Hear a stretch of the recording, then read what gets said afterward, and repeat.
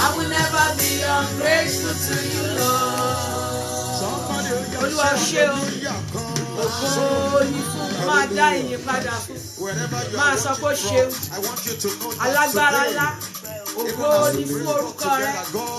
A fẹ́ lọ fi ijó dúpẹ́ lọ́wọ́ ẹ̀. Fún oore tó ti ṣe nínú ọdún yìí. Ìjìjà ìjìyàn ò gbé ẹ lọ. Ìjìyàn ò gbé àwọn ọmọ ẹ lọ. Kò gbé ọkọ ẹ lọ. Kò gbé aya ẹ lọ. Gbogbo ilé ẹ wà lálàáfíà. Máa yìn. Máa yìn. Máa sọ pé ó ṣe o. Àwọn tí kú ti pa. Ọlọ́run tó ṣàbòlé wa lórí. Máa bá mi yìn níbi tó wà. Máa sọ pé ó ṣe o. Hallelujah, ògo ni fún Bàbá. Ìyìn Ọlọ́run wa, alààyè ni ó yìn bó ti yẹ. Hallelujah, ògo ni fún Bàbá.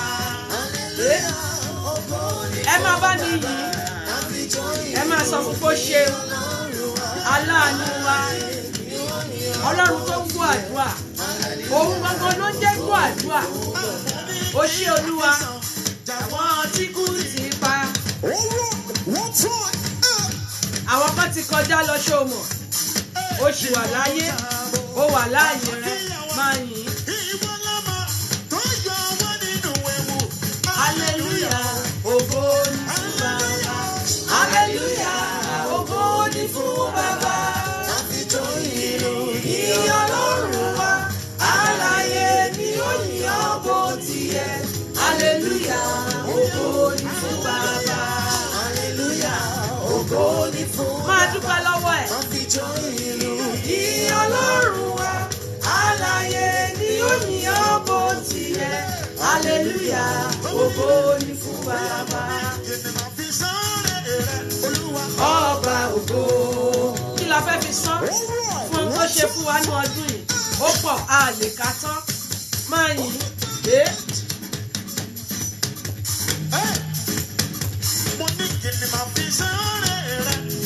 Ọba ògo. Àwọn oore tó ti rí gbà nínú ọdún yìí ni mo fẹ́ kó lọ dúpẹ́ lọ́wọ́ ẹ̀. Àjìjọ ṣe happy new year ni. Àtútù fẹ́ ṣe mí báyìí. Ọlọ́run tó pa ẹ́ mọ́ máa bá mi yìn.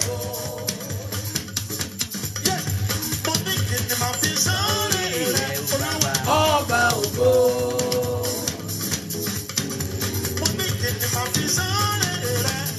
Ọba ògo. Ìwọ ló kọ́ lọ́gbọ́n. Ẹ̀yin àyànfẹ́ ni mo fẹ́ kẹ́ yin Ọlọ́run lọ́sàn-án yìí. Máa dúpẹ́ lọ́wọ́ ẹ̀. Máa sọ pé ó ṣe ọba àwọn ọba. Ọlọ́run tí ò jẹ́ kó wà lóde ayé. Máa bá mi yìn. Máa dúpẹ́ lọ́wọ́ ẹ̀. Máa sọ pé ó ṣe. Máa sọ fún pé ijó ló mú wá o. Ẹ ṣáà jẹ́ ń jó.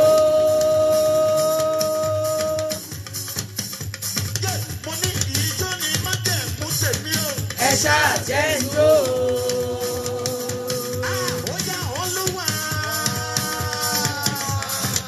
Olúwa Mary máa ń dúpẹ́ lọ́wọ́ ẹ̀.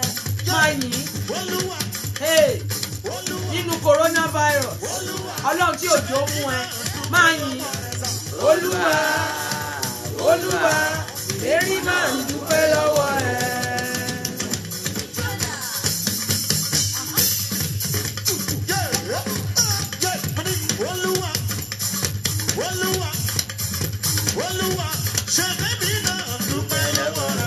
Olúwa, Olúwa, Mary máa ń dúpẹ́ lọ́wọ́ ẹ̀. Fún mi kọ́ lórí. Mo wá nìyẹn lógo. Ọlọ́run tí ò jẹ́ kó rí bó ṣe fẹ́ kó rí fún ẹ. Jésù ẹ ṣe fún mi.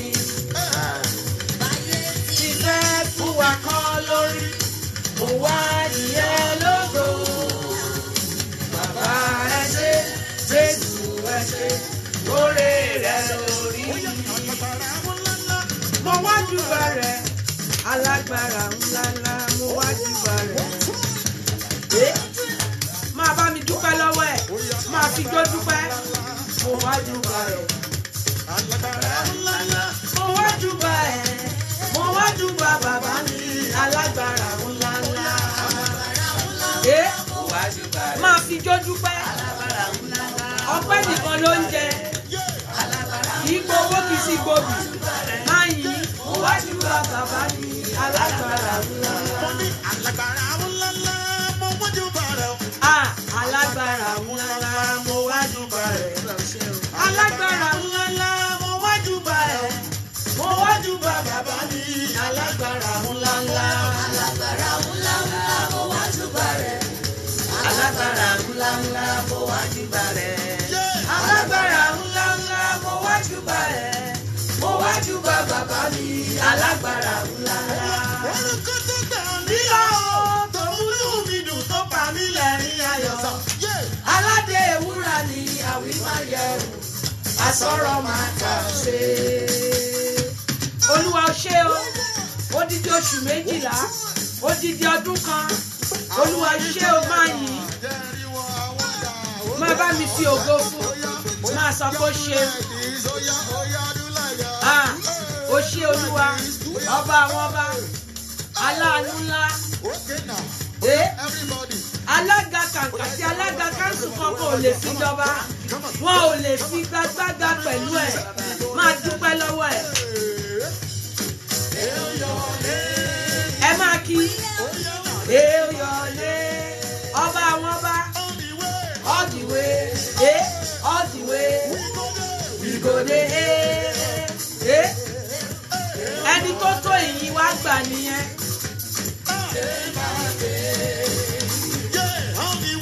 All the way, all the way, we go there. Hail your name, day by day.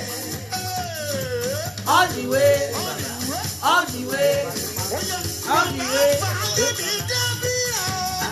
Bàbá fàyè mi dábìrà, máa yìn. Olúwa ó ṣé o, àmọ́ pé wàá mú yìn wá wá, à ń sọ pé ẹ ṣé. Tó bá yẹ dábìrà, tó bá yẹ dábìrà, let me see you wave, oya let me see you. Oya now, everybody, bàbá fàyè mi dábìrà, oya. Bàbá fàyè mi dábìrà o. Ó fàyè mi dábìrà, dábìrà. Ó fàyè mi dábìrà, dábìrà, ṣáná wò. Oya now. Ẹ máa bá mi sọ fún kó ṣeun, ó ṣé o, lórí gbogbo ọmọ ìjọ kankan, lórí gbogbo ẹ̀yin tẹ́ wà lórí ìkànnì, Ọlọ́run tí ò jẹ́ sọnù, máa yìn.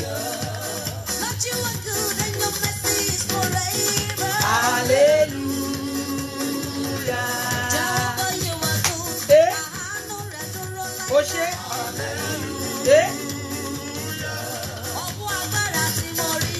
Máa yìn.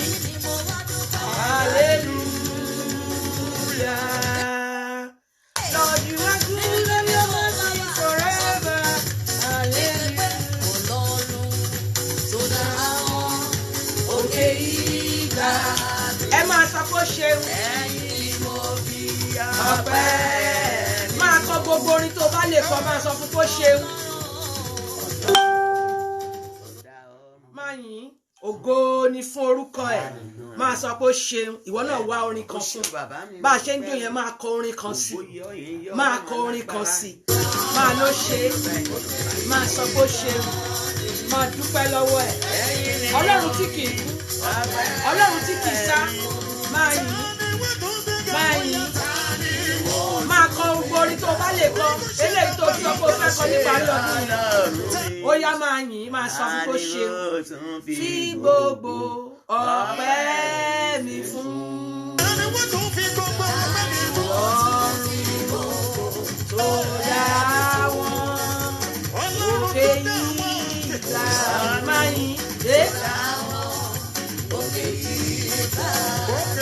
Ẹ̀yin ni mo fi ọpẹ́ mi fún.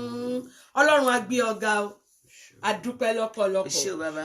àyàn lógo Ṣé o bàbá. ògo ni fún orúkọ rẹ Hallelujah. ògo ni fún orúkọ rẹ Hallelujah. lórí gbogbo ọkàn tó wà nínú ìpéjọpọ̀ yìí Adúpẹ́ ògo ni fún orúkọ rẹ Hallelujah. lórí gbogbo ọkàn tó ń gbọ́ mi nílùú ibi tó ti ń gbọ́ mi a gbé ọlọ́run ga àyìn ọlọ́run kó gba ọpẹ́ wa Àmín Jésù. orí bẹ̀rẹ̀ ọdún yìí orí òpin ẹ̀ ó mọ̀ pé ó yẹ kó yìn yóò bá kí n ṣe ó ní bí kò bá ṣọlá Jésù ta ni mo jẹ́ bí kò bá ṣọlá Jésù ta ló mọ̀ mí o mo dúpẹ́ o Jésù mo máa yìn ọ́ o Jésù pé mò ń jọlá rẹ olúwa o ṣé o Ẹ ṣé o bàbá. olúwa o ṣé Ògo ni forúkọ mi. ògo ni fún orúkọ rẹ atóbi tán Ṣé o. adára tán Ṣé o. ọlọ́run tó dára sí wa ọlọ́run tó képe ọlọ́run tá à ń pè tó sì ń gbọ́ ọlọ́run tá à ń pè tó ń jẹ́ wa ògo ni fún orúkọ rẹ Hallelujah. lórí ọmọ adúpẹ́ o Ó ṣé o. lórí ọkọ amọ́pẹ́ wá o Ṣé o. lórí aya amọ́pẹ́ wá o Ṣé o bàbá. lórí àwọn ọmọ ọjọ́ ògo ni fún ọ Hallelujah. lórí àwọn ọmọ ọjọ́ ògo ni fún ọ Hallelujah. lórí ara wa yàn ọ́ Ó ṣé bàbá. ògo ni fún orúkọ rẹ Hallelujah. ó ní èmi ó máa yàn ó bàbá èmi ó máa yàn ó bàbá ọba tí kò jẹ́ kí àánú rẹ̀ ó fi wá sílẹ̀ lọ èmi ó máa yàn ó bàbá ní gbogbo ìgbà ẹ ṣé ní gbogbo ìgbà ẹ ṣé o bàbá ní gbogbo ìgbà ní gbogbo àkókò ní gbogbo ọjọ́ ẹ ṣé ní gbogbo ìgbà ẹ ṣé o. Ìwọ tó bá mọ̀ pé ó ti ṣetán láti lọ sínú òkè. Ní gbogbo ìgbà ẹ ṣé o bàbá olúwa o ṣé o Ó ṣé o. a yìn ọ́ Ó ṣé o. a sọ pé ẹ ṣé Ẹ ṣé o bàbá. a sọ pé ẹ ṣé Ẹ ṣé Olúwa. olúwa o ṣé o ó ní atẹ́gùn fẹ́ àrá ń sán atẹ́gùn fẹ́ ìjìjà kò gbé wa lọ ó yẹ ká dúpẹ́ ó yẹ ká dúpẹ́ ó yẹ ká dúpẹ́ ó yẹ ká dúpẹ́ ó yẹ ká dúpẹ́ àrá ń sán atẹ́gùn fẹ́ ìjìjà kò gbé wa lọ ó yẹ ká dúpẹ́ ògo ni fún orúkọ ẹ̀ Hallelujah. ògo ni fún orúkọ rẹ̀ Hallelujah. mo fẹ́ kó ronú ẹ̀ jinlẹ̀ níbi tó wà yẹn mo fẹ́ lọ mú ọpẹ́ fún lọ́tún mo fẹ́ lọ sọ fún pé ó ṣeun kí n tó gbàdúrà fún yín eléyìí tó jẹ́ àánú yanjú ẹ̀ parí ọdún yìí òun leléyìí àjìjọkẹ́ happy new year ni o àwọn kan wà àjìjọkẹ́ ṣùgbọ́n wọn ò sí mọ́ kì í ṣe pé wọn ò máa dúà gbà ṣùgbọ́n nígbà tí títàn dé títàn gbé wọn lọ nígbà tí ìjì gbé wọn lọ àìsàn dé ó gbé wọn mọ́ coronavirus ó ti gbé ọ̀pọ̀lọpọ̀ mi àwọn kan coronavirus ò mú wọn o wọ́n kàn sún wọn ò jí mọ́ ni ọlọ́run tí ò jẹ́ kí irúfẹ́ bẹ́ẹ̀ ọlọ́run tí ò jẹ́ kó jẹ́ tèmi àti mo fẹ́ kó lọ dúpẹ́ lọ́wọ́ ẹ̀ lẹ́tùn mo fẹ́ kó sọ fún pé olúwa o ṣeun máa dúpẹ́ lọ́wọ́ ẹ̀ bóyá jó ló lè jó bóyá o lè yí ńlẹ̀ ni bóyá o lè kàn máa pariwo níbi tó wà ní kìkìdá pé jẹ́ kó gbóhùn ẹ̀ ṣáà máa sọ fún pé olúwa o ṣeun ó ní bàbá aláàánú mi ẹ máa ṣe o bàbá gbèsè ọpẹ́ mi pọ̀ mi ò lè san tán ṣùgbọ́n o síbẹ̀síbẹ̀ n ó ṣe wọ́n tí mo lè ṣe bàbá onítọ́jú mi ẹ má ṣe o bàbá, ẹ má ṣe o bàbá, ẹ má ṣe o bàbá, gbèsè ọpẹ́ mi pọ̀ mi ò lè san tán, ṣùgbọ́n ó síbẹ̀síbẹ̀ n ó ṣe wọ́n tí mo lè ṣe. Bàbá aláàánú mi, ẹ má ṣe o bàbá. Ọlọ́run kó gba ọpẹ́ wa. Ẹnìkan ń gbọ́ mi, Ọlọ́run ló ti dúpẹ́ tó, o fẹ́ lọ dúpẹ́ sí i, kìkì pé kí n súre fún yín ni o ti rí ọdún yìí o sì ti rópin ẹ̀. Ohun tó dá mi lójú ni pé ọdún tó fẹ́ wọ̀ yẹn ọdún ayọ̀ ló máa jẹ́ fún ẹ. Ọdún ìṣelógo ló máa jẹ́ fún ẹ. Jẹ́ ká yìn fún ìṣẹ́jú 5 sí i. Jẹ́ ká gbé orúkọ rẹ̀ ga, ká wá wọnú àdúrà lọ. Ó máa wá fi ọdún tó ń bọ̀ sí ọwọ́ Ọlọ́run. Ṣùgbọ́n mo fẹ́ kó o jó, kó o yìn lọ́tun, lọ sọ fún pé ó ṣeun, lọ dúpẹ́ lọ́wọ́ ẹ̀ fún àánú tó pọ̀ bí iyanrìn. Máa bá mi yìn níbi tó wà, máa sọ fún pé ó ṣeun, máa dúpẹ́ lọ́wọ́ ẹ̀, máa jó bó bá lè jó kó jó, máa yìn, máa sọ fún pé Ọlọ́run ó ṣe o, mo yìn ọ́ lógo, máa yìn, máa sọ pé ó ṣe fún àánú tó rí gbà. Kì í ṣe gbogbo èèyàn ló rà àánú gbà o. Mi mọ̀, máa yìn, máa sọ pé ó ṣe lẹ́ṣẹ̀ dá mi sí o bàbá. Kì í ṣe bí mo ṣe, kì í ṣe agbára mi, kì í ṣe títóbi mi, lẹ́ṣẹ̀ dá mi sí o bàbá. Kì í ṣe bí mo ṣe wá, kì í ṣe agbára ẹ, kì í ṣe títóbi rẹ, lẹ́ṣẹ̀ dá mi sí o bàbá.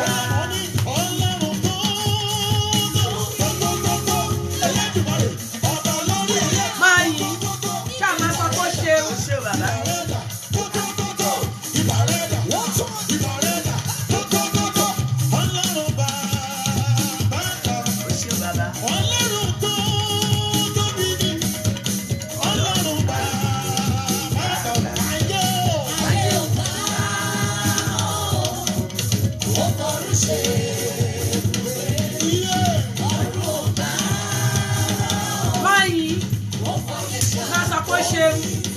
Aláàánú wa, ó ṣé Olúwa, Ọlọ́run tó tóbi, Ọlọ́run bàbá àgbà, Olúwa ó ṣé, àtòfiṣẹ́ ogun rán, ẹni tó tì wá lẹ́yìn fún odidi ọdún kan gbáko, kò dá májẹ̀mú rí, máa yìn. Ọlọ́run má jẹ̀mú ni kì í sì dá. Ògo ni fún orúkọ rẹ̀. Ó ṣé Olúwa.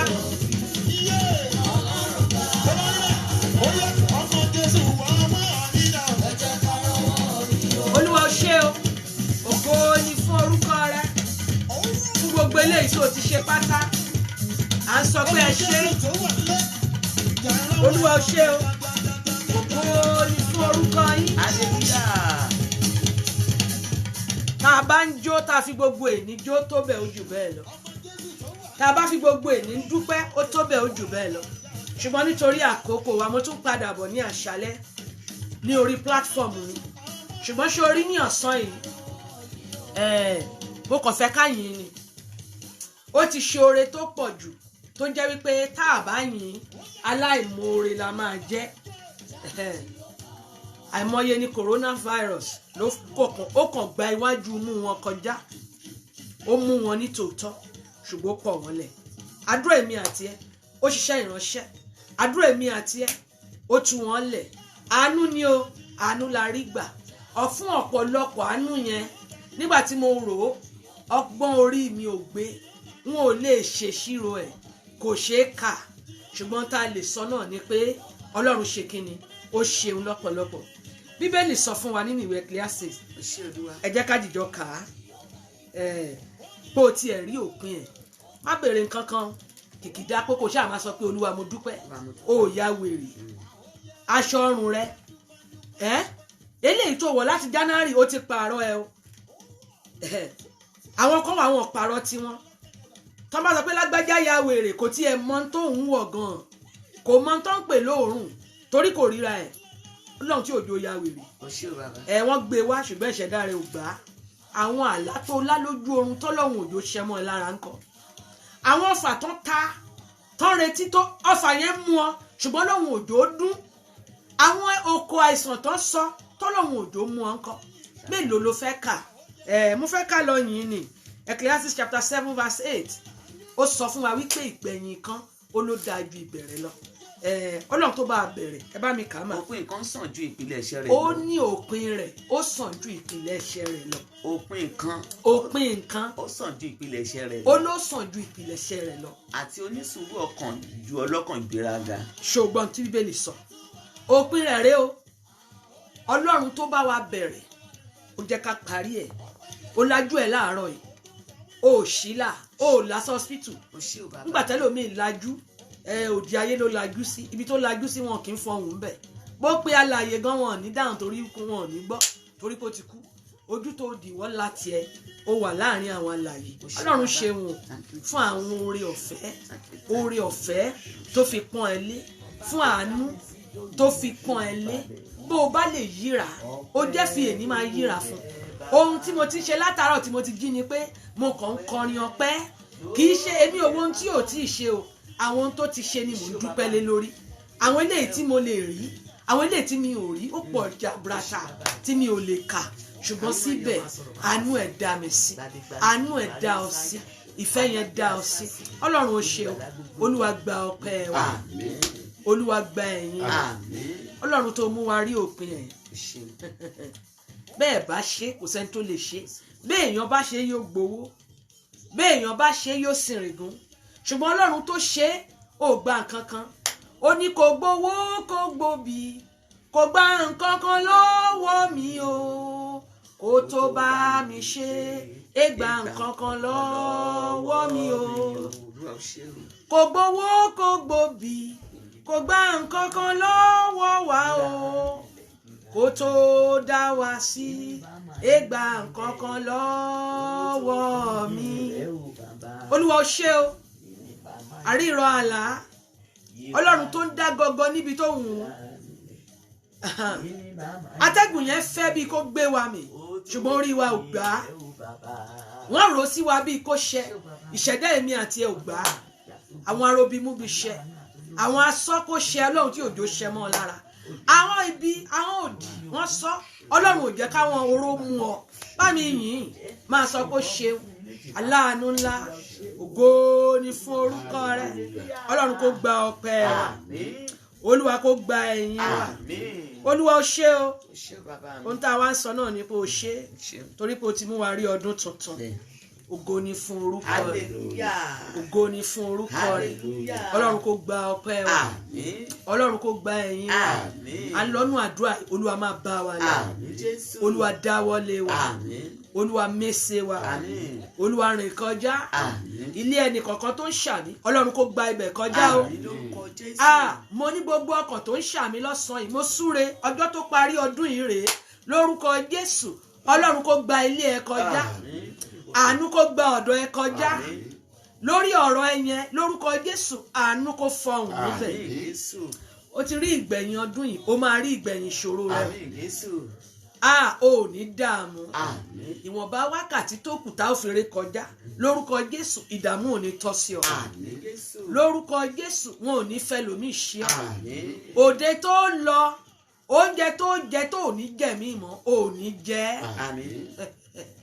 òde tó o máa lọ tó ò ní padà wọlé mọ́ lórúkọ Jésù o ò mà nílé lọ àwọn àjálù ibi kan ní last hour ní máa ń ṣẹlẹ̀ lórúkọ Jésù kò ní tọ́sẹ̀mí àti ẹ̀ ògbọ́n tí mò ń sọ ni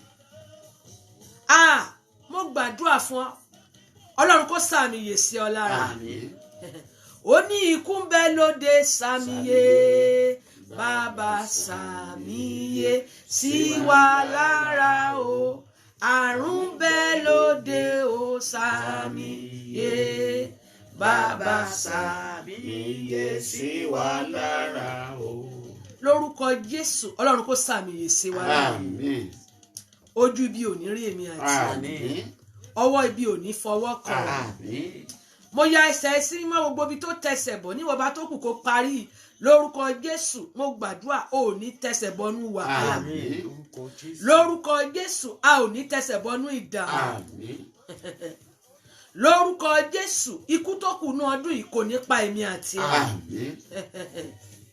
àrùn tó kù ní ọdún yìí lórúkọ Jésù kò ní ṣe èmi àti ẹ Àmín.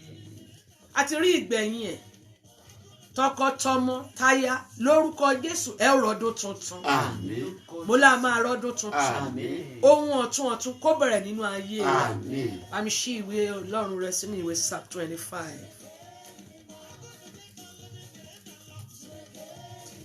wọ́n sọ fún àwọn tí ó ṣẹlẹ̀ ní ọdún tuntun ní ìwọ̀nba tó bá di alẹ́ a fún mi ní oore ọ̀fẹ́ láti tú dáadáa ẹ ká pàdé láago 11 a máa yin Ọlọ́run ní tòótọ́ ṣùgbọ́n ọdún tuntun kún fún àwọn oore ọ̀fẹ́ àti oore tí Ọlọ́run fẹ́ fún wa ohun àkọ́kọ́ tí Ọlọ́run tún tẹ̀ mọ́ mi létí dáadáa ni pé àwọn tó bá gbọ́ràn ló máa jèrè ilẹ̀ náà ìgbọ́ràn ni ohun àkọ́kọ́ ìgbọ́ràn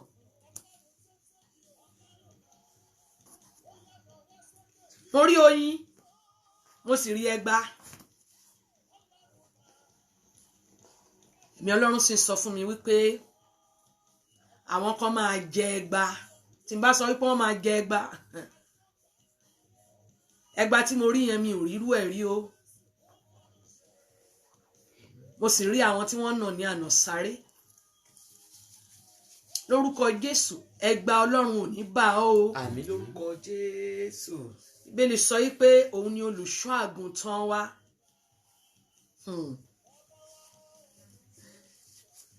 gbọ́ mi dáadáa o tí èmi ò bá rí èmi kì í sọ o ṣùgbọ́n ó rán mi sí ìdílé ó ní ká gbọ́ràn ẹ gbọ́ràn nínú ọdún tó fẹ́ mú yìí ẹni tó bá gbọ́ràn nìkan àwọn tó ní etí tó lè gbọ́ ohun tí ẹ̀mí sọ fún àwọn ìjọ àwọn la máa pamọ́ gbọ́ràn jẹ́ kí ìgbọ́ràn kó jẹ́ ohun àkọ́kọ́ fún ọ nínú ọdún tuntun èkejì ni pé ó sin Ọlọ́run nínú ọdún yìí o ó máa sìn jẹ́ kó jẹ́ ọdún tó o máa súnmọ́ Ọlọ́run púpọ̀ ọ̀pọ̀lọpọ̀ ohun rere ló wà nínú ọdún náà fún àwọn tó bá gbọ́ràn ni o fún àwọn tó bá gbọ́ràn kó lè dára fún ẹ ọkọ gbọ́ràn sí aya lẹ́nu aya gbọ́ràn sí ọkọ rẹ lẹ́nu ẹ̀yin ọmọ ẹ gbọ́ràn sí òbí yín lẹ́nu àwọn kò jìyà o bẹ́ẹ̀ ni àwọn kan ó sì rí adùn nínú ọdún náà adùn wà ń bẹ púpọ̀ ayé àwọn èèyàn tẹ̀síwájú púpọ̀ sórí bó ti le tó mo rí pé àwọn ọmọ Ọlọ́run dìde kò ní le mọ́ o ẹkọ́nọ́mì ìlú ó yàtọ̀ sí ẹkọ́nọ́mì ọmọ Ọlọ́run mọ bó ṣe ń bọ́ àwọn èèyàn tiẹ̀ sórí nínú ọ̀gbẹlẹ̀ Bíbélì sọ pé Ísáàkì ṣe kí ni ó gbẹ́ kànga ní ibi tí kò ti sí náà ni ní ibi tó gbẹ ṣùgbọ́n ó kan omi nítorí pé Ọlọ́run wà pẹ̀lú ẹ Ọlọ́run máa wà pẹ̀lú wa nínú ọdún tá a fẹ́ wọ̀ yẹn o ṣùgbọ́n ohun tó ń sọ fún wa ni wípé ká gbọ́ràn sí àṣẹ òun Ọlọ́run lẹ́nu kó lè dára fún wa orúkọ Jésù ò ní jẹgbá o Àmín Jésù.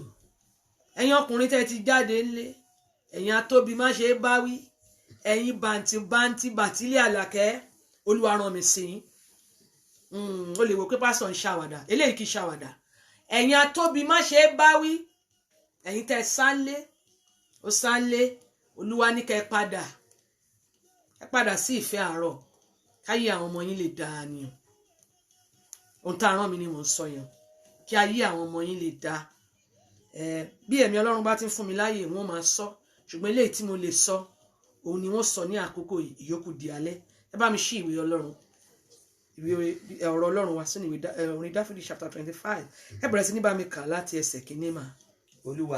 Olúwa ìwọ ni mo gbé ọkàn mi sókè sí. ìwọ ni mo gbé ọkàn mi sókè sí. Ọlọ́run mi. Ọlọ́run mi. Èmi gbẹ́kẹ̀lé ọ. Gbẹ́kẹ̀lé Olúwa nínú ọdún tó fẹ́ wọ̀ yìí kó lè dára fún ọ. Má ṣe jẹ́ kí ojú kí ó ẹ jọ̀ọ́ mà mọ́mì ẹ jọ̀ọ́ mà ó máa dára fún yín. ẹ̀yin obìnrin tí ẹnu ò ká ó bẹ̀ yín ni o ẹ̀yin tẹ́ kì í gbọ́ràn nu ọdún yìí àṣírí ó tú púpọ̀ sórí tó ń jí ṣe àṣírí máa tú o Olúwa ní kí n sọ bẹ́ẹ̀ fún ẹ pé àṣírí máa tú gbogbo ohun tá a gbé pamọ́ tá a gbé kọ̀kọ̀ ṣe pátápátá ni mo rí lórí òrùlé wípé àṣírí tú ìwọ tó o bá ṣì ń jí tiẹ̀ ṣe tí wọ́n ti mú ẹ ò jẹ́ yọ ọwọ́ ẹ ní ìsìn kó tó pẹ́ jù sórí tó fi pamọ́ yẹn máa wá ẹ rí Olúwa ní kí n sọ bẹ́ẹ̀ fún ẹ ó máa wá ẹ rí yọ ọwọ́ kúrò nínú ẹ̀ṣẹ̀ kó lè dáa fún ẹ gbogbo ẹ̀yin tí ẹ̀ṣẹ̀ dá dúró mo gbàdúrà àánú Ọlọ́run yóò jọba lórí ayé yín o ẹ̀yin ọmọ ẹ gbọ́ ti àwọn òbí yín o ó ní kí n tún tẹnu mọ́ pé kẹ́ ẹ gbọ́ ti àwọn òbí yín listen to your parents kó lè dára fún yín ni o nínú àwọn tí ó jìyà Ọlọ́run nínú ọdún tá a fẹ́ wọ̀ yìí ó mà ní sí nínú wọn èmi náà ní sí nínú wọn o ohun tá a máa ṣe tọ́lọ́run ó fi kọ̀ wá sílẹ̀ lórúkọ Jésù a ní tọwọ́ bọ̀ ó ní Olúwa ìwọ ni mo gbé ọkàn mi sókè sí yes ma. Ọlọ́run mi. Ọlọ́run mi. Èmi gbẹ́kẹ̀lé ọ. Èmi gbẹ́kẹ̀lé ọ. Má ṣe jẹ́ kí ojú kí ó tì mí. Má ṣe jẹ́ kí ojú kó tì mí. Má ṣe jẹ́ kí àwọn ọ̀tá mi kí ó yọ̀ mí. Olúwa ní àwọn ọ̀tá rẹ ò ní yọ̀ nínú ọdún tó fẹ́ wọ̀ yìí. Olúwa ní gbogbo àwọn ọmọ òun pátá lójú ò ní tì yín. Ẹ̀yin tẹ́ bá gbẹ́kẹ̀lé Ọlọ́run ni o. Tó bá fi Ọlọ́run ṣe ìgbẹ́kẹ̀lé ẹ. Tó bá ṣe ń pe àwọn bàbá àwọn màmá tó ṣe ń pè wọn káàkiri o ò tí ì fi Ọlọ́run ṣe ìgbẹ́kẹ̀lé rẹ. O kọ́ bí èèyàn ti sinmi ní Ọlọ́run pátápátá láì gbẹ́kẹ̀lé nǹkan kan. Bó o bá ti sinmi lé ó máa rí pé ọ̀nà ó ṣí ọ̀pọ̀lọpọ̀ wa la wà nínú ohun tá a fi ọwọ́ ara wa fà tá a pè ní àfọwọ́fà tá a wá ń sọ pé ogun ni kì í ṣogun àwọn ìwà tó ń wù àwọn ìṣe rẹ sórí ọdún yìí Olúwa ní kí n ké sí gbogbo wa pátápátá pé ká súnmọ́ òun ó ní kọ Lọ́ọ̀tì sílẹ̀ kí ni Lọ́ọ̀tì rẹ Lọ́ọ̀tì wo ló dì mọ́wọ́ àwọn programs wo ló ń wò tó jẹ́ pé o ò lè ṣe kó o má wò àwọn nǹkan wo ló ti replace Ọlọ́run nú ayé ẹ̀ Olúwa ní padà sí ìfẹ́ àárọ̀ ó ní kí n tẹnumọ́ fún yín o ẹ padà sí ìfẹ́ àárọ̀ Lọ́ọ̀tì wo ló gbé dání Olúwa ní bó ṣe fẹ́ wọnú ọdún tó fẹ́ wọ̀ yẹn ó ní kọ Lọ́ọ̀tì sílẹ̀ èwo àwọn wo là ń pè ní Lọ́ọ̀t àwọn tó fẹ́ràn ju Ọlọ́run lọ ohun tó ò lè ṣe kó o má ṣe ẹlòmíì fẹ́ràn owó ju Ọlọ́run lọ ẹlòmíì àlè ní ẹlòmíì anything under trouser ni anything under skirt Olúwa ń pè é sí ìrònú pìwàdà ó ní kọ Lọ́ọ̀tì sílẹ̀ bó o bá ti kọ̀ sílẹ̀ there will be an harvest time jẹ́ sọ fún ẹ ó pẹ́ tí Abraham ti ń bá Ọlọ́run rìn ṣùgbọ́n jẹ́ sọ fún ẹ nígbà tó kọ Lọ́ọ̀tì sílẹ̀ ní ìlérí ṣẹ o kò gbóhùn Olúwa tó bó ṣe gbóhùn Olúwa nígbà tí ìlérí ṣẹ kọ Lọ́ọ̀tì sílẹ̀ àwọn tó fẹ́ràn jọ lọ àwọn ìgbé ayé tó dùn mọ́ àwọn ẹ̀ṣẹ̀ tó dùn mọ́ ẹ tó ò lè ṣe kó o má ṣe Olúwa ní kí n ké sí ẹ ó ní yọwọ́ ẹ kúrò nínú ẹ nítorí pé àṣírí máa tú o bàbá tí wọ́n di wá ń báyìí get ready wo àṣírí yóò máa tú bí ẹni ṣìwé báyìí ni yóò máa tú ní every angle wo àwọn kan máa jìyà ẹ̀ṣẹ̀ wọn o ò ní pín nínú ẹ̀ṣẹ̀ aláìṣẹ̀ o ò ní pín nínú ìjìyà àwọn ẹlẹ́ṣẹ̀ o ṣọ́ra rẹ o Olúwa ní kọ Lọ́ọ̀tì sílẹ̀ kó lè dáa fún ẹ kọ Lọ́ọ̀tì sílẹ̀ kó o lè gbóhùn Olúwa Ọlọ́run lòun fẹ́ máa bá ẹ sọ̀rọ̀ òun fẹ́ máa fi ràn hàn ẹ́ ṣùgbọ́n gbà tó di Lọ́ọ̀tì máa yà nǹkan tó kọ̀ tó pè sílẹ̀ bó ló ṣe fẹ́ gbóhùn Olúwa ó ní ìwọ ni mo gbẹ́kẹ̀ mi lé yes ma ó ní má ṣe jẹ́ kí ojú kí ó tì mí má ṣe jẹ́ kí àwọn ọ̀tá mi kí ó yọ̀ mí ó ní lóòótọ́ má ṣe jẹ́ kí ojú kí ó ti ẹnikẹ́ni tí ó dúró tì ọ́ àwọn tí ṣe ní ànídì ni ojú yóò tì ó ní fi ọ̀nà rẹ hàn mí Olúwa kọ́ mi ní ipa rẹ Olúwa ní ká béèrè pé kí òun fi ọ̀nà òun hàn wá you need to know his ways are not your ways ọ̀nà rẹ̀ yàtọ̀ sí ọ̀nà wa ọ̀nà tó ń tàn ṣe ọ̀nà lọ ni ǹjẹ́ o tiẹ̀ mọ Ọlọ́run ṣọ́lọ́run mọ̀ ẹ́ ó ní béèrè fún ọgbọ́n ìmọ̀ àti òye láti mọ ọ̀nà òun ní ọdún tuntun ó lóun fẹ́ kọ́ ẹ but are you teachable Ọlọ́run lóun fẹ́ kọ́ ẹ ṣé o máa ń gbọ́ràn ṣé olùgbọ́ràn ni ẹ́ ṣé ò ń ka ọ̀rọ̀ ẹ̀ ó súnmọ́ Ọlọ́run ní ọdún tó fẹ́ wọ̀ yìí ó máa ka ọ̀rọ̀ rẹ̀ sórí má sọ mọ́ ìgbéraga ni mo ti ka bíbélì páálí tó páálí kí ló kà ó tí ì kà á òye rẹ̀ ó gbọ́dọ̀ máa yí ọ lọ́tún sí lójoojúmọ́ bó o bá ti ń sọ pé mo ti ka páálí tó páálí ǹjẹ́ o tiẹ̀ mú lò gan má jẹ́ onígbàgbọ́ àfẹnujẹ́ àwọn kan wà onígbàgbọ́ àfẹnujẹ́ ni wọ́n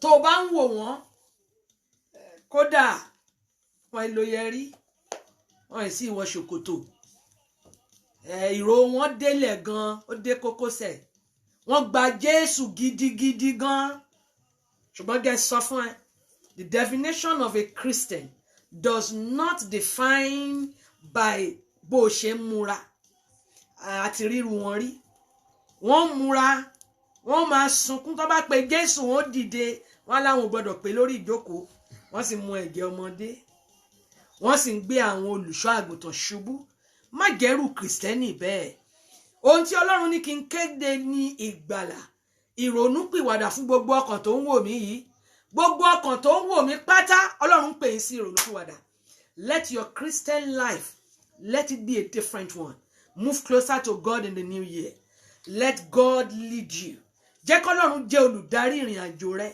bó o bá ti ń rìn kọ́sẹ̀kọ́sẹ̀ tẹ́lẹ̀ wo ara tó fi hàn mí èmi kì í wá sórí social media kí n máa kàn wíwíkúwí o eléyìí tá bá fi hàn mí òní ti tèmi òun náà fi hàn mí eléyìí tá fi hàn mí nìyẹn ẹ bá mi sọ fún gbogbo àwọn tó ń ṣàgbèrè pátápátá pé Olúwa lòun dé tán àkókò ẹ̀sìn wọn ti dé àwọn kan ò rí kú e nínú wọn bọ́n bá ṣíwọ́ ní tí ẹ̀mí Ọlọ́run sọ fún mi nìyẹn ṣùgbọ́n mo gbàdúrà ó ò ní rí kú e o gbogbo ẹ̀yin tẹ̀ ń tojúlé ká tó ń fọkọ lọ́kọ tó ń fẹ́ yàwó níyàwó ẹ̀mí Ọlọ́run ní kí n kì í nílọ̀ ó fún yín ní àǹfààní láti jáwọ́ bó o bá kọ̀ tó o jáwọ́ sórí inú ọdún tuntun yìí mo gbàdúrà lórúkọ Jésù ò ní bá kú òjijì pàdé o bó o bá mọ̀ wọ́n ó jẹ́ bá mi fi fídíò yìí ránṣẹ́ sí wọn mi ò wá láti condemn anybody mo wá láti pè ọ́ sí ìrònúpìwàdà ni wo Jésù máa tó dé o tó bá dé níbo ni ó bá ọ níbo ni ó bẹ́ mi náà ṣé bó o ti sọ pé o jẹ́ ló jẹ́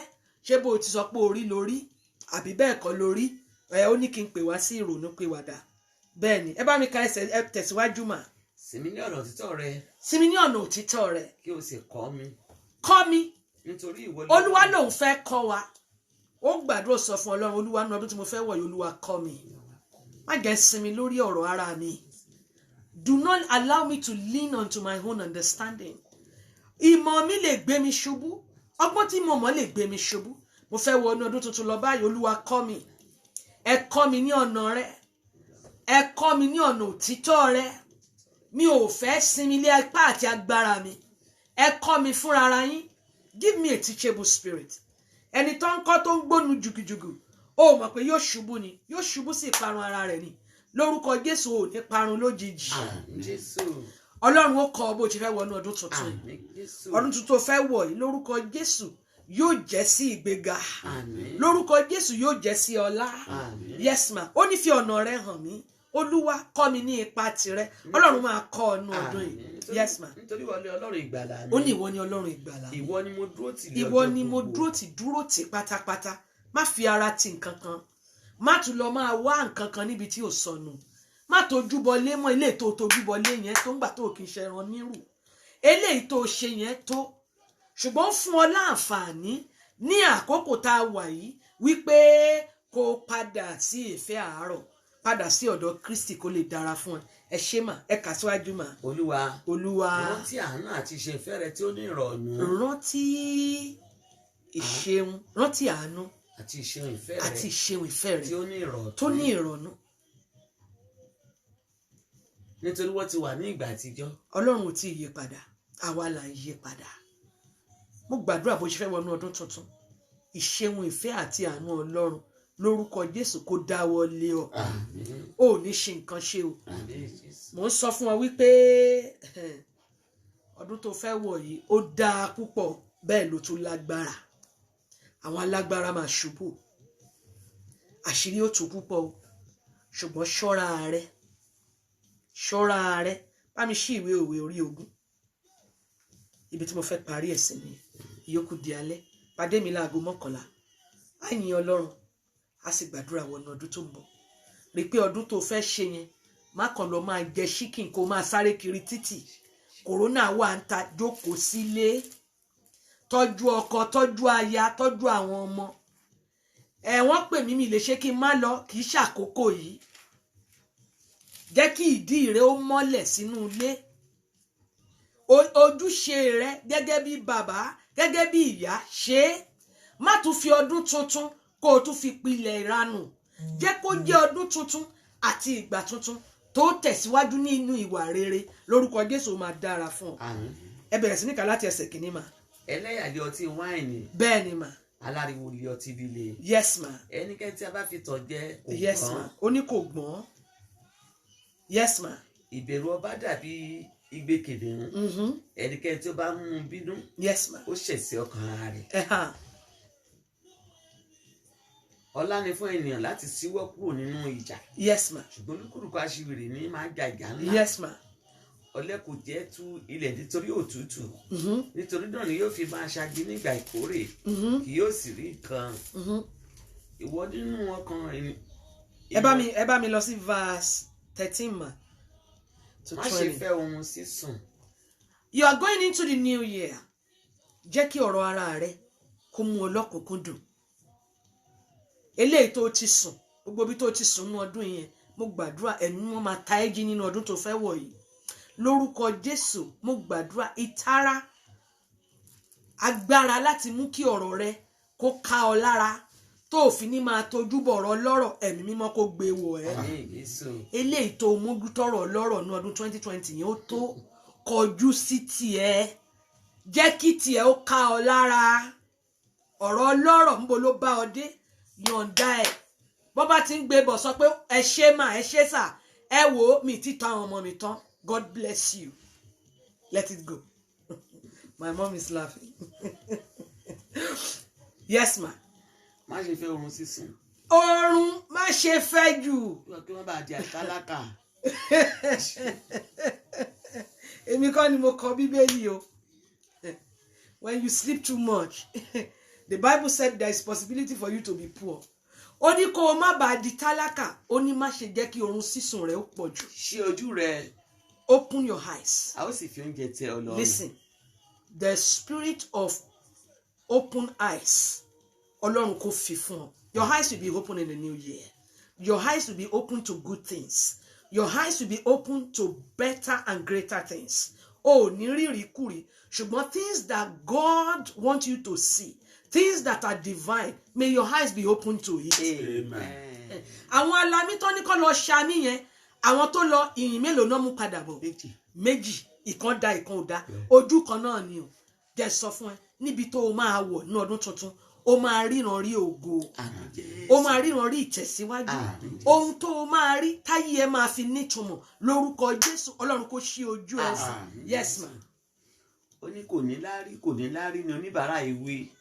Ṣùgbọ́n nígbà tí wàá bọ́ sí ọ̀nà rẹ̀, nígbà náà ní í ṣògo. sórí kò ní láárí ni kíni ń wí mà Oníbàárà oníbàárà máa ń wí ṣùgbọ́n tó bá ti bọ́ sí kíni tó bá ti bọ́ sí ọ̀nà ara rẹ̀, tó bá ti bọ́ sí ọ̀nà ara rẹ̀ kí náà sọ pé máa ṣe nígbà náà ní í ṣògo. ló máa ń ṣògo mo gbàdúrà o ò ní ṣìnà nu ọdún yìí o Àmín Jésù. la ojú ẹ la etí ẹ jẹ́ kẹnu rẹ ó pamọ́ sórí mẹ́tẹ̀ẹ̀ta ó máa ṣiṣẹ́ fún ẹnu ọdún tó fẹ́ wọ̀ yín open your eyes intune your ears and let's talk mẹ́tẹ̀ẹ̀ta bó bá ti wọnú ọdún tuntun àwọn tó máa múlò ní ọdún tuntun tó máa ṣiṣẹ́ fún ẹnìyẹn gbogbo ohun tó rí ohun tó ń gbọ́ ọ̀rọ̀ ẹnu rẹ kó dínkù bó ti ń sọ àwọn wo ló ń sọ fún àárín àwọn wo ló wà I pray lórúkọ Jésù ẹ̀mọ́ máa ṣí ẹ níyì Àmín Jésù. yes ma Oníwúrà wà oníwúrà wà àti ìyàn ọ̀pọ̀lọpọ̀. àti ìyàn ọ̀pọ̀lọpọ̀ Ṣùgbọ́n ètè ìmọ̀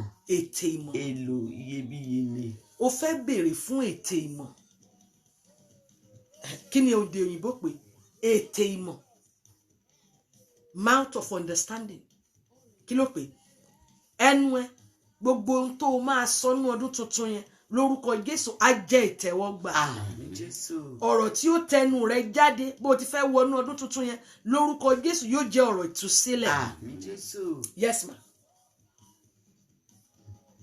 Gba aṣọ rẹ. Yes ma. Nítorí tí o ṣe onígbọ̀wọ́ fún àlejò. Aha. Sì gba ohun ẹ̀rí lọ́wọ́ rẹ̀ fún àjèjì obìnrin. Yes ma. Oúnjẹ ẹ̀tàn dùn mọ́ ènìyàn. Ó ní oúnjẹ ẹ̀tàn ó dùn mọ́ Ṣùgbọ́n ènìyàn. níkẹyìn. Ṣùgbọ́n níkẹyìn. Ẹnu rẹ̀ jẹ́ a ó fi tààrà kún. Ẹnu rẹ̀ la máa fi kí ni? Tààrà kún. Òkúta. Ìgbìmọ̀ ilé a fi ìdí ète gbogbo kalẹ̀. Yes ma. Àti pẹ̀lú èrò rere ni kí ó ṣígun. Aha. Ẹni tí ó bá ń kiri bí olófòófó. Aha. A máa fi ọ̀ràn ìkọ̀kọ̀ hàn. Má ṣe bá ẹni tí ń ṣe ète rẹ̀ ṣeré. Ó ní má ṣe bá ẹni tí, the person that her mouth is open. Àwọn kan wà wọn ò níṣẹ́ ju pé kán ṣáà máa rojọ́ lọ. Ṣòrọ́dún yìí tó fẹ́ wọ̀ yìí, bó bá lísìn sí ìmọ̀ràn mi, ó máa ṣiṣẹ́ fún ẹ̀hún. Ẹnu rẹ kò ní ìjánu. Tó bá wá réèyàn tó ní diarrhea, tó ní oral diarrhea, yẹra fún wọn. Torí pé ẹni tó ń sọ tí ò dákẹ́, ó lè ṣàkóbá fún ẹ. Tó máa fi time tiẹ̀ tí wàá bẹ̀rẹ̀ sí ní sọ tiẹ̀ náà, ó ò ní mọ̀. Panu mọ́. Things that are edifying, things that are glorious, òun ló máa sọ ní ọdún tó fẹ́ wọ̀ yìí. Ẹni tó bá ń kiri bí olófòófó, a máa fi ọ̀ràn ìkọ̀kọ̀ hàn, yóò máa sọ àṣírí ara rẹ̀ síta. Ó ní má sì ṣe bá ẹni tí ń ṣí ète rẹ̀ ṣeré. The people that are talking too much, ó ní do away with them. Àwọn tó fẹ́ ká ṣe lọ́dún tuntun nìyẹn. Yes ma. Ẹnikẹ́ni tí ó bá bú bàbá rẹ̀. Ṣé wá rí gbogbo ẹ̀yin ọmọ pátá Olúwa rán mi sí yín. Tàbí ìyá rẹ̀. Gbogbo àwa ọmọ pátá, akéré, atóbi, aṣegbàǹgbà, aṣerébété, Olúwa rán mi sí yín. Ẹ bá mi sọ fún gbogbo àwọn ọmọ yín kí wọ́n wá gbọ́ mi. Lórúkọ Jésù, òbí ò ní bìlé wa lórí o. Àdúrà òbí lẹ máa gbà o. Ẹni tó bí bá bìlé lórí, ó ṣépè fún nìyẹn o. Ẹnikẹ́ni tí ó bá bú bàbá rẹ̀ tàbí ìyá rẹ̀, ó ní fìtílà rẹ̀ la máa ṣe kí ni? A ní pa fìtílà yín nínú ọdún tẹ́ fẹ́ wọ̀ yìí. Olúwa ní kí gbogbo ẹ̀yin ọmọ, ó ní kẹ́ ẹ lọ humble yourself. All of us, gbogbo ẹ̀yin tẹ́ ṣì lóbi láyé, go and humble yourself. Ẹ lọ sí ìṣekíni, ẹ lọ sí ìfarabalẹ̀. Go and humble yourself. Go and humble yourself. Nípa fìtílà yín o. Mo rí ọ̀pọ̀lọpọ̀ fìtílà tó kú lójijì. Lórúkọ Jésù kò ní jẹ́ ìpín yín o. Gbogbo ẹ̀yin ọmọ la kéde ẹ o. Ẹ lọ sí ìfarabalẹ̀. Ẹ lọ kọ́ sùúrù. Gbogbo àwa ọmọ pátápátá, àtẹlẹ́ tẹ́ bí sílùú yìí, àtẹlẹ́ tẹ́ bí sí Nàìjíríà, ẹ lọ sí ìfarabalẹ̀. Ẹ kọ́ bí èèyàn ti ń bá òbí rẹ̀ lò pẹ̀lú sùúrù. Wọn ò ní paná yín o. Fìtílà wa ò ní kú o. Mo ní fìtílà wa ò ní kú o. Ẹni tí ó bá bú bàbá rẹ̀ kò dìgbà tó sọ pé dádì orí yín bàjẹ́. Ìwà rẹ̀ lè mú kó bú bàbá rẹ̀. Ìṣe rẹ̀ lè mú kó bú bàbá rẹ̀. Bọ́ bá ń bá ọ sọ̀rọ̀ tó gbọ́, lórúkọ Jésù, mo ní fìtílà rẹ̀ kò ní kú lójijì. Yes ma. Ìwọ má ṣe wípé èmi ó gbẹ̀san ibi. Ó ní ìwọ má ṣe wípé èmi ó gbẹ̀san ibi. Ṣùgbọ́n dúró de Olúwa. Ṣùgbọ́n dúró de Olúwa. Òun sì gbà ọ́. Ó ní yóò gbà ọ́. Ọlọ́run lòun ó gbà ọ́ ní ọdún tó fẹ́ wọ̀ yìí. Ọlọ́run máa gbà ọ́. Mo gbàdúrà fún ọ bó ti wọnú ọdún yẹn lọ. Lórúkọ Jésù, Ọlọ́run kó ṣáájú wa. Àmín. Mo súre fún gbogbo wa pátápátá. Àmì yìí Ọlọ́run kó wà lára wa. Àmín Jésù. A fẹ́ sọdá. Bàbá, mo ti jíṣẹ́ tó rán mi o. Oore ọ̀fẹ́, àyà ìgbàṣe, tá a fi gbọ́n tí Ọlọ́run fẹ́ ká ṣe. Lórúkọ Jésù, Ọlọ́run kó fẹ́ fún wa. Àmín Jésù. Ẹ̀mí ìgbọràn, lórúkọ Jésù, kó wọnú ọkàn wa. Àmín. Mo tún tẹnu mọ́, mo tún gbọ́ lẹ́ẹ̀kan sí. Ẹ̀yin ọkọ, ẹ̀yin aya, ẹ lọ sí ìrònúpìwàdà, ẹ padà sí ìfẹ́ àárọ̀, kó lè dára fún àwọn ọmọ yín, kó lè dára fún ìdílé yín. Ẹ lọ ṣe àtúnṣe, ẹ lọ ṣe àtúnṣe, ẹ lọ ṣe àtúnṣe. Olúwa ń ké sí yín o. lórúkọ Jésù ẹ ní jìyà ìgbọràn a ní wọnú ewu lọ́wọ́ ọdún tá a fẹ́ mú yóò dára fún wa tá a bá rí ẹnikẹ́ni èèyàn kéèyàn tó gbé ara wọn kalẹ̀ sínú ọdún 2021 tán ní bó o ṣe lo ọdún ìjálajàla ló lò lórúkọ Jésù kó tó wọ ọbẹ̀ lọ ó yá lọ fi wọ́n ṣe àtẹ̀gùn lórúkọ Jésù tá a bá rí gbogbo ọ̀rọ̀ àṣẹ tá a ti sọ nípa tiẹ̀ tán ní pé àwọn ò tún jẹ́ kó fogun bẹ̀rẹ̀ ọdún 2021 gbogbo orú ọ̀rọ̀ àṣẹ bẹ́ẹ̀ lórúkọ Jésù kò ní ṣẹ mọ́ èmi àti ẹ lára gbogbo àwọn ẹ̀mí atógunró tí máa ń bá ní rìnrìn àjò ọdún tuntun lórúkọ Jésù ní ìwọ̀nba ìṣẹ́jú wákàtí tó kù aago 3 ti lù báyìí ọjọ́ gbọ́dọ̀ yẹrí lórúkọ Jésù gbogbo orú ìfẹ́ agbára bẹ́ẹ̀ ilẹ̀ kó lanu kó gbé wọn nà ọdún tó fẹ́ wọ̀ yẹn lórúkọ Jésù a ò ní sọnù ọdún tó fẹ́ wọ̀ yẹn o ò ní sọmọ nù mi ò ní sọmọ nù o ò ní sọkọ nù mi ò ní sọkọ nù o ò ní sáyánù èmi náà ní sáyánù o gbogbo ilé wa pátá ká wà ní àlàáfíà inú ààbò Ọlọ́run la ó máa gbé bá a ṣe fẹ́ wọnú ọdún yẹn ara ò ní ní ọ́ lórúkọ Jésù ìrànlọ́wọ́ tó ríru rẹ̀ rí Ọlọ́run kò ṣe é fún ọ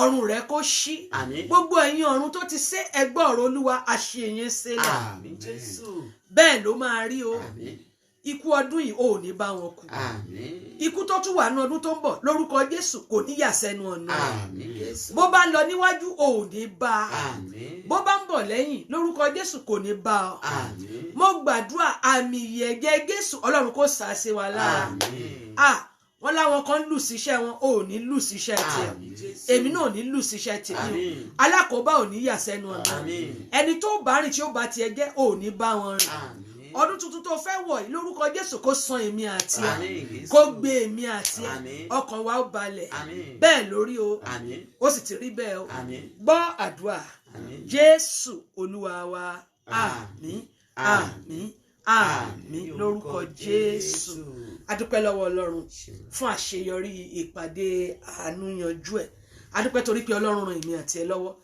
á bẹ̀rẹ̀ àtúrí òpin ẹ̀ bí eré bí àwàdà àṣẹ happy new year sórí eléyìí náà a máa jọkè ní àṣálẹ́ ni lórúkọ Jésù wọn ò ní fẹ́ lòmíì ṣe é gbogbo ẹ̀yin tẹ́ dájọ́ ṣíṣe sọ́nà yẹn lórúkọ Jésù ó máa ṣe fún yín ààbò bò yín o ibi ò sì ní ṣẹlẹ̀ sí yín wọn ò ní fẹ́ lòmíì ṣe é lọ́jọ́ nǹkan ayọ̀ ẹlòmíì ò ní jókòó síbẹ̀ lórúkọ Jésù áńgẹ́lì ọ̀run yóò sọ̀kalẹ̀ yóò yé yín ká ibi ò ní ṣẹlẹ̀ sí wa o nípa tèmi àti ẹ ìròyìn kan ṣoṣo lágbàláyè òun náà ni mo pè ní ìròyìn ayọ̀ ìròyìn bí ò ní ṣẹlẹ̀ nítorí tó a ní gbọ́bi sí ẹ o ó sì ti rí bẹ́ẹ̀ o títí di àṣálẹ́ táàtù máa gbúrò ara wa ẹ lọ kẹ́ ẹ lọ máa yin Ọlọ́run yóò dára fún yẹn ṣé púpọ̀ for your prayers for your gifts for your love and care mo dúpẹ́ púpọ̀ ó máa dára fún yín o lórúkọ Jésù ọdún tá a tún fẹ́ wọ̀ yẹn ju bá a ti ṣe lọ́dún yìí lọ Ọlọ́run fún wa ní oore ọ̀fẹ́ sí ọkàn gbogbo wa ó sì balẹ̀ inú ilé tó ti ń ṣàmìyàn inú ilé yìí ò ní gbóná mọ́ o ò ní sọmọ nù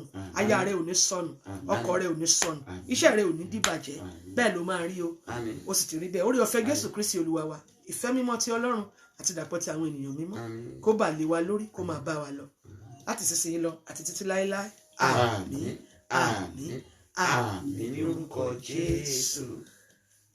God bless you. Have a wonderful day. And I wish you all happy new year in advance. Few hours, we'll be wishing happy new year. Ọdún tó ń bọ̀ yẹn, ọdún rẹ̀ ló máa jẹ́. Ó ní ọdún yìí, ọdún ayọ̀ mi ni. Mo máa rí tèmi ṣe o ti ṣọ́. Ìwọ náà máa rí tiẹ̀ ṣe. Ó máa dára fún yín. God bless you. Have a wonderful day. God bless.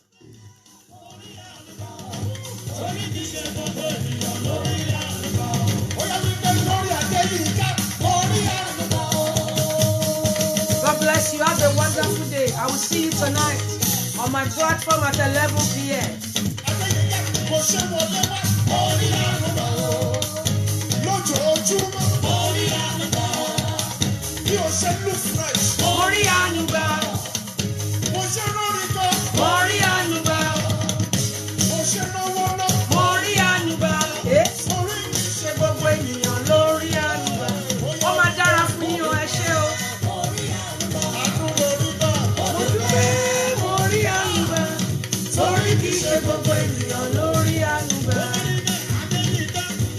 God bless you. Ọ̀run ti ṣílẹ̀kùn oore. God bless you. Go and be thanking God. Ọ̀run ti ṣílẹ̀kùn oore. Mímọ́ láyà ṣe iṣẹ́. Have a wonderful day. God bless you.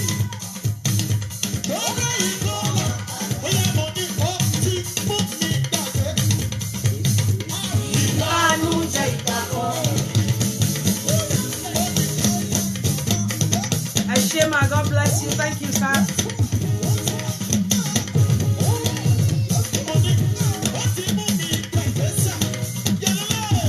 Have a wonderful day. I love you all. Ọba tí mo